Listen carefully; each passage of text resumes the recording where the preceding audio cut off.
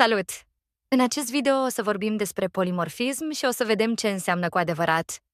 O să vedem cum funcționează, cum ne ajută să scriem cod mai simplu, iar la final rezolvăm un exercițiu practic. Ce este polimorfismul? Polimorfismul înseamnă că aceeași metodă poate avea comportamente diferite, în funcție de obiect. Reduce codul repetat. Face programul mai flexibil. Lucrul cu mai multe tipuri de obiecte. Funcționarea. La rulare, Java alege automat metoda potrivită pentru tipul obiectului creat. Metodă specifică fiecarei clase. Comportament diferit. Alegere dinamică la rulare. Deci în schemă e arătat cum fiecare obiect poate fi diferit. Pașii. Se creează clasa părinte și metoda comună. Se creează clasele copil. Metoda se rescrie în fiecare clasă. Se creează obiectele necesare. Metoda se apelează prin referința părinte. Exemplu de cod. Public class main. Definim clasa principală în care rulează programul. Public static void main string args. Metoda principală de unde începe execuția programului. Calculator C egal cu new calculator. Creăm un obiect C. De tip calculator. Systemoutprint n, ce adună 2 și 3.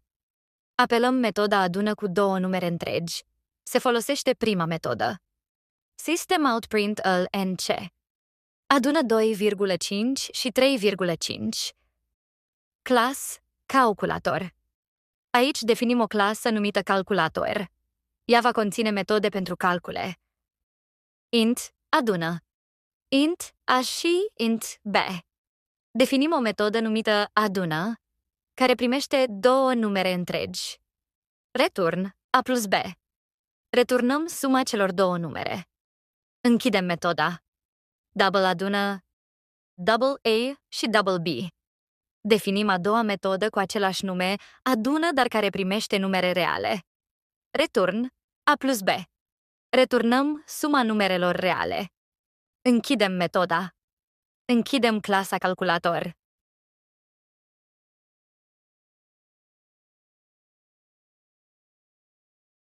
Concluzii.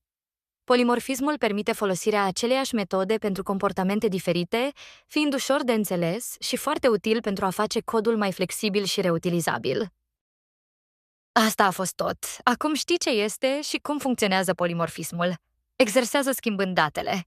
Ne vedem la următorul video.